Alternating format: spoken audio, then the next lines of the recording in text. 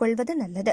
விழுவதற்கு நிர்மாலயம் கிடையாது என்பதால் சிறிது தண்ணீரை வில்வத்தில் தெளித்துவிட்டு பூஜைக்கு பயன்படுத்தலாம். தினமும் சிவனாருக்கு வில்வம் சார்த்தி அர்ச்சனை செய்து வழிபடுவது சிறந்தது.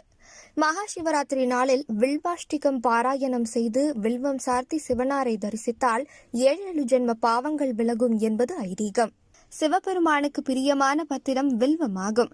ஒரு வில்வத்தால் பூஜை செய்தால் அது லட்சம் ஸ்வர்ண புஷ்பம் சமமாகும்.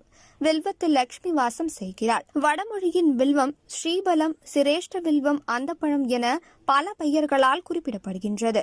மண்ணுலகில் உள்ள ஆன்மாக்களின் பாவங்களை போக்குவதற்கான ஈசனின் இச்சாகிரியா யான சக்தியின் வடிவமாய் ஈசனின் அருளால் பூமியில் தோன்றியது இந்த வில்வம். எனவே சிவபெருமானின் தல விருட்சமாகும். விருட்சத்தை பூஜிப்பவர்கள் சகல சக்தியும் நன்மையையும் அடைவார்கள்.